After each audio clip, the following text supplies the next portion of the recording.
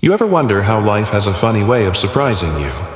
When you're not looking for anything, but somehow, something, or someone shows up and changes everything. Out in a little town, where folks still wave to each other on Main Street, there's a man, a mechanic. He doesn't have much, but he's got two strong hands, a big heart, and a knack for fixing things most folks would have given up on. One day, a woman pulls up in a classic Eldorado. Beautiful car, but even more mysterious is the woman behind the wheel. What he doesn't know? She's not just passing through. She's a billionaire hiding her name, looking for something she's never found in boardrooms or big cities. What happens when kindness meets secrets and two lives quietly change forever? Stick around. Because this isn't just a story about cars or money. It's about trust, love, and the small, unexpected ways life gives you exactly what you need. If stories like this warm your heart, make sure to hit that subscribe button. We've got plenty more tales about good people, second chances, and the power of simple, honest living. Now, let's get to it. Here's a kind mechanic fixes her Eldorado. Unaware, she's a secret billionaire looking for an honest man. The late afternoon sun stretched long shadows across the cracked pavement of Rockford's Main Street. Dust swirled lazily in the air, kicked up by the occasional passing pickup. It was the kind of small-town quiet that felt stitched together by years of familiarity, where everyone knew whose porch light stayed on late and whose dog had wandered off again. Silas Mercer stood in front of his garage, wiping the grease from his calloused hands with an old red rag. The sign above him, Mercer's Auto Repair, Esther 1952, creaked gently in the breeze.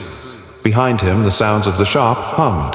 The low whir of an engine belt being replaced, the clink of tools against metal, the muffled laughter of his daughter, Clara and old Mr. Prescott arguing over carburetor specs.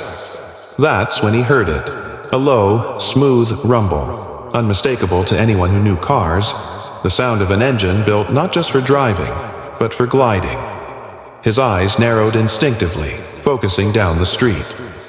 A long, sleek silhouette appeared, sunlight bouncing off its curved hood. A 1960 Cadillac Eldorado. Silas recognized it instantly, not just because of its distinct tail fins or its shimmering rose-colored paint, but because cars like that didn't just roll into Rockford unannounced. They belonged to another time, another place. Somewhere glossier, faster, richer. The Eldorado slowed and coughed slightly before rolling to an awkward stop right in front of his shop. A puff of smoke curled from the hood. He raised an eyebrow. "Well, aren't you a long way from the showroom?" he muttered under his breath. The driver's door creaked open. A woman stepped out, adjusting her sunglasses with deliberate ease. She wore a faded denim jacket, hair pulled back under a scarf. Something about her posture, controlled, composed, felt practiced. Silas guessed she wasn't used to towns like Rockford, but she wore the small-town disguise well. "Afternoon," he called, tossing the rag over his shoulder. "Trouble?" She gave a polite smile, but her eyes flickered warily. "Seems she's sputtering a bit," she replied, resting a hand on the Eldorado's door like she was steadying both herself and the car. Didn't expect her to give out in the middle of nowhere. Silas approached, nodding as he listened. Even without popping the hood, he could already tell. The timing chain had slipped, maybe a transmission issue too. But he didn't rush. Good mechanics never rushed, and neither did honest men. "Name's Silas Mercer. This is Mercer's Auto." He gestured behind him. "I can take a look." "Appreciate it," she replied, offering her hand. Rowena shook it firmly. No rings, no flashy watch, no telltale signs of someone accustomed to people knowing her name before she said it. But something about the way she spoke, polite but measured, told him she was used to keeping things guarded. Silas popped the hood, peering inside like a surgeon sizing up a patient. He ran his fingers gently over the engine, his brow furrowing in concentration. "You've kept her in good shape," he remarked casually. "Most folks don't appreciate how finicky these old Cadillacs can be." She's not just a car, she's got personality." Rowena gave a small, almost involuntary smile. "She belonged to my father. I've kept her running since he passed." There was something soft in the way she said it. Not sorrow exactly, more like reverence. Silas nodded silently, respecting the unspoken weight of it. "Well, Miss Rowena, she's fixable. Needs a part I'll have to order. Might take a couple days." She hesitated. "Couple days?" Silas caught the faintest flicker of uncertainty in her voice. People passing through usually didn't expect to stay long in Rockford. "There's a diner down the street," he offered. "Motel's clean, nothing fancy. Folks around here keep to themselves, but they're good people." Rowena gave a tight nod, clearly weighing her options. Silas wiped his hands again and added, "You're welcome to leave her here overnight. I'll give her a good once-over." She glanced back at the Eldorado, then at Silas. For a moment, something unspoken passed between them. An understanding. That wasn't about cars at all. It was about trust. About knowing who to treat your prized possession, or perhaps your heart, with care. "All right," she agreed softly. "I'll stay." Silas gave a small nod and stepped aside as she gathered a small bag from the back seat. As she walked toward the motel, her steps were steady, but her gaze lingered briefly on the town. The rusted signs, the crooked lampposts, the quiet rhythm of a place untouched by the chaos of elsewhere. Silas watched her go. The late afternoon, light casting long shadows across the road once more. He glanced back at the Eldorado, running his hand gently along the curve of the hood. "Let's see what secrets you're hiding, sweetheart," he murmured to the car. But a part of him wondered if he was talking about more than just the engine. The sun had barely crested the ridge when Silas unlocked the front door of Mercer's Auto the next morning. The scent of oil and old leather mingled in the air, a smell as familiar to him as the creak of the shop's wooden floorboards beneath. His boots. He moved methodically like always. Coffee brewed in the corner. Tools, neatly arranged, wiped down from the day before. The small radio on the workbench flickered on, playing a tune older than both him and the garage itself. But his mind wasn't on the radio. It lingered on the Eldorado parked just outside, and more specifically, the woman who'd arrived with it. Rowena. There was something about her, something poised yet watchful, like she'd walked through the world wearing armor for too long. She didn't belong here, that much was clear. Yet she hadn't flinched at the quiet or the dust or the stillness of Rockford. That intrigued him more than he cared to admit. He pulled open the garage bay door, letting the crisp morning air sweep inside. The Eldorado gleamed faintly in the light, despite its age. Silas ran a hand along the fender, feeling the cool metal beneath his fingertips. "She's something special, ain't she?" a voice called from behind. Silas glanced up to see old Mr. Prescott hobbling in, cane tapping rhythmically. The man had been hanging around Mercer's Auto for longer than Silas had worked here, offering unsolicited advice, sipping black coffee, and occasionally helping tune carburetors when the mood struck. "Beautiful piece of machinery," Prescott continued, whistling low. "Don't see many like her anymore." Silas nodded. "Engine's solid, but the transmission's touchy. Needs parts I ordered yesterday. Might take a few days." Prescott peered at him over his glasses. "That the lady's car?" Silas didn't answer immediately, tightening a bolt on the workbench instead. Finally, he shrugged. "She's passing through." Prescott grinned knowingly, tapping his cane. "Seems like everyone's passing through till they find something worth staying for." Silas didn't rise to the bait. Instead, he focused on the Eldorado's engine, his hands steady, his mind drifting. Later that afternoon, Rowena appeared, her scarf tucked neatly beneath her chin, eyes shielded by those same dark sunglasses. She stood at the garage entrance, one hand resting on the strap of her leather satchel, the other hovering slightly, like she wasn't sure if she should step further in. Silas straightened, wiping his hands on his rag. "You looking to check in on her?" He gestured toward the Eldorado. Rowena smiled faintly. "Just curious how she's doing." "She'll pull through. Needs a few days."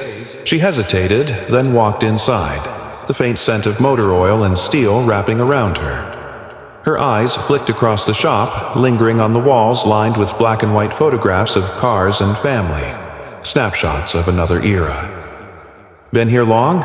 she asked, voice casual. Silas leaned against the workbench. "Garage has been here since my granddad opened it. After him, my father, then me." Rowena nodded, lips pursing thoughtfully. 3 generations. That's rare. Silas offered a half-smile.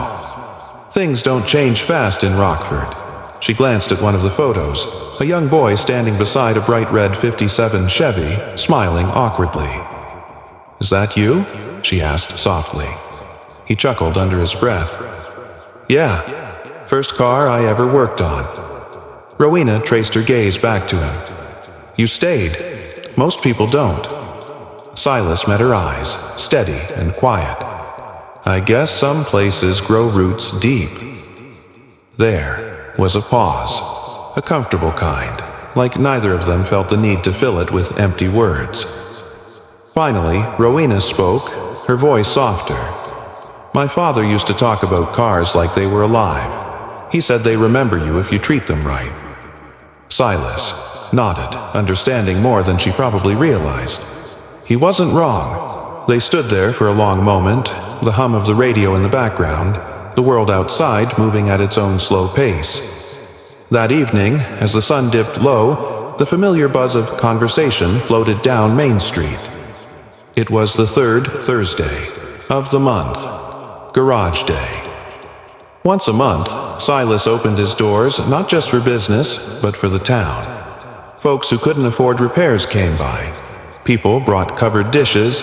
Kids ran around the lot while neighbors shared stories over folding chairs and pie tins. By twilight, the lot outside Mercer's Auto glowed with strings of warm lights hung from lampposts and garage beams. Laughter mingled with the scent of grilled food and gasoline. Silas flipped burgers behind a small grill, glancing occasionally toward Clara, who was teaching a group of kids how to check oil levels under an old pickup's hood. It wasn't glamorous, but it was honest. And then, from the corner of his eye, he saw Rowena. She stood near the garage entrance, observing quietly, unsure if she should intrude. Silas wiped his hands on his apron and walked toward her. "Hungry?" he asked simply, gesturing to the tables. Rowena hesitated, then smiled, something unguarded slipping through. "It's not what I expected." Silas chuckled. "That's Rockford for you." He led her toward the food, introducing her casually to a few of the town's regulars, Mrs. Langley from the post office, Earl the retired fire chief, a handful of others who nodded politely but didn't pry. It was the kind of gathering that required no pretense, where no one cared who you were, only how you treated others. As the evening wore on, Rowena found herself seated next to Clara, who was animatedly explaining the difference between drum brakes and disc brakes, her eyes lighting up.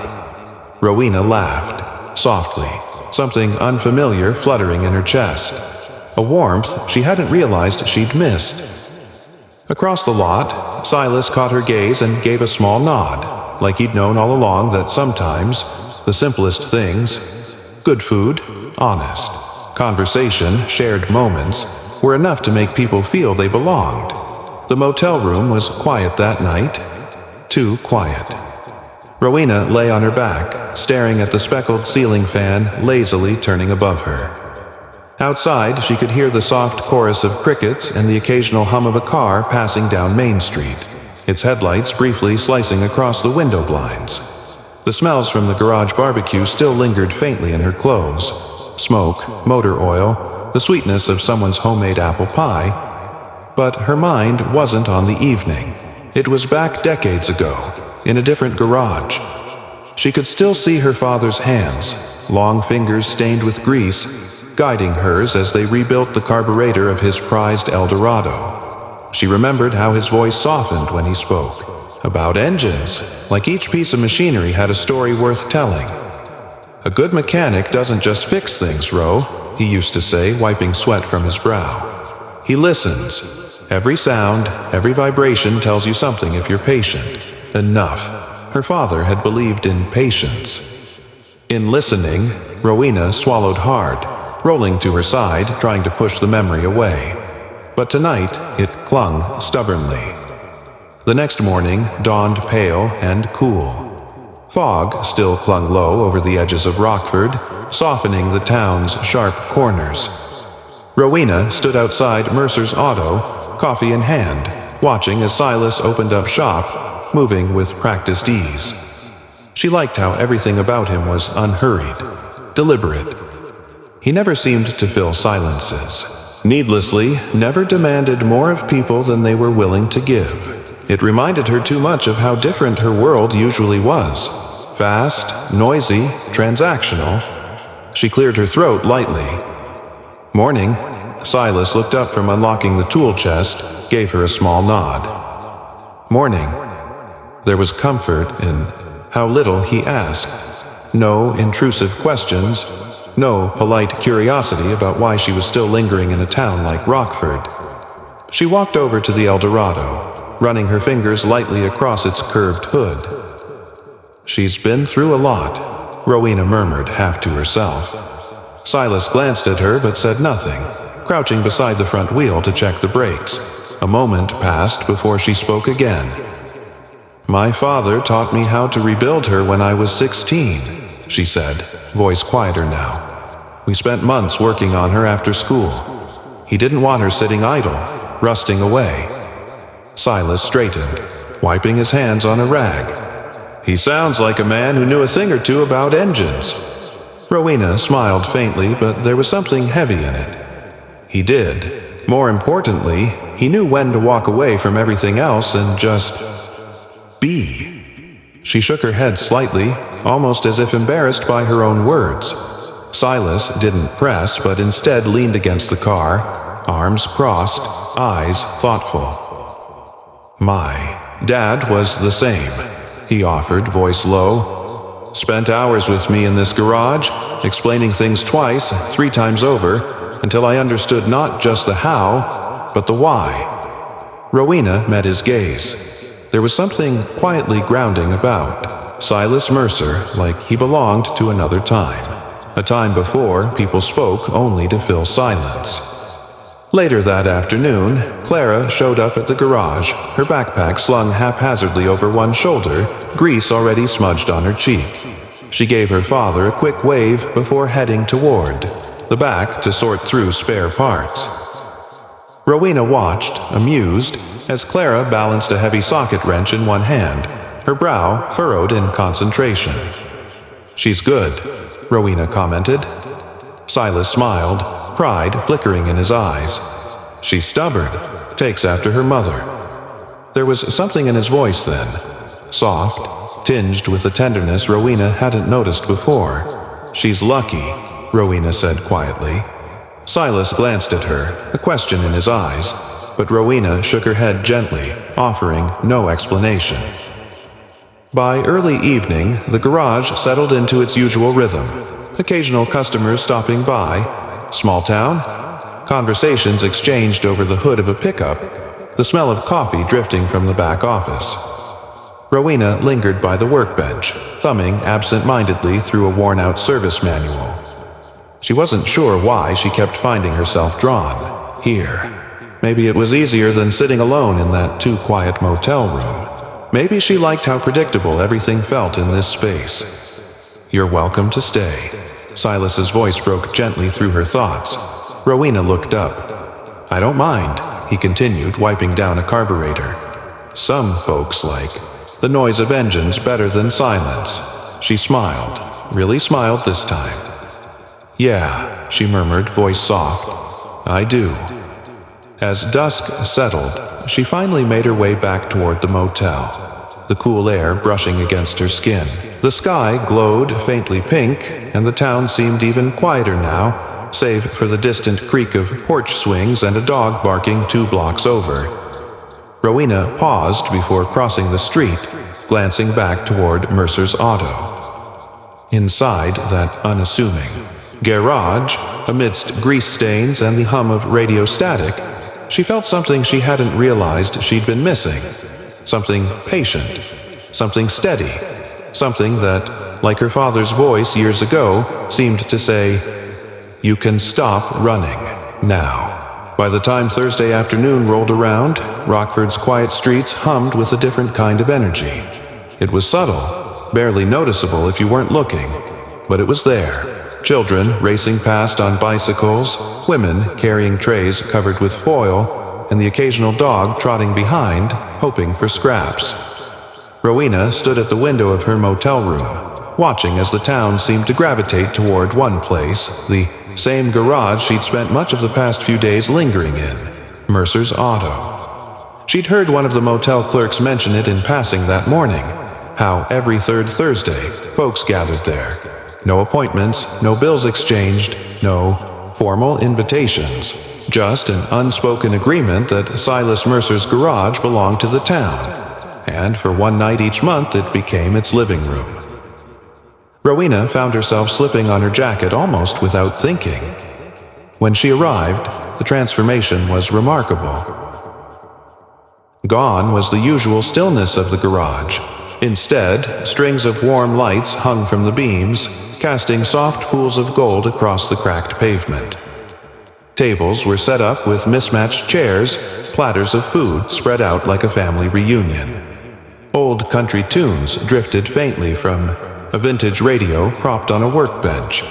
And there, at the heart of it all, was Silas, apron tied at his waist, flipping burgers at a small grill, his movements as steady and unhurried as always. Clara zipped past her, carrying a tray of sodas. A few local kids clustered around an old pickup, poking at its hood, while one of the older men, Mr. Prescott, she recognized, gave a running commentary. Rowena hesitated at the edge, unsure if she belonged in a scene that felt so seamlessly woven together. But before she could retreat, Silas spotted her. He gave a slight nod, as if expecting her all along. "You made it," he said simply, setting down the spatula. She shrugged lightly, stuffing her hands in her jacket pockets. Curiosity got the better of me. He offered that small smile she was starting to recognize. Not wide, not showy, but genuine. "Come on," he gestured toward the tables. "Plenty to go around." Rowena moved through the crowd cautiously, nodding politely as Clara introduced her to Mrs. Langley from the post office and Earl, the retired fire chief. No one asked where she was from. No one pried about why she was staying longer than planned. Instead, they handed her a plate, poured her sweet tea, and treated her like she'd always been there. There was something disarming about it. She wasn't used to being seen and not sized up. As dusk deepened, lanterns flickered to life. Conversations ebbed and flowed, stories swapped, jokes shared. Rowena found herself seated on a folding chair, plate balanced in her lap, watching the easy rhythm of it all. Silas sat across from her, arms crossed, eyes quietly scanning the gathering, like someone taking stock, not because he needed to, but because he cared. "How long have you been doing this?" Rowena asked, nodding toward the crowd. He glanced at her, shrugging slightly. "Started after Clara's mom passed. Folks around here, they needed something, and maybe so did I." Rowena's gaze softened. "It's rare," she murmured. "A place where everyone shows up without needing a reason." Silas met her eyes, steadily.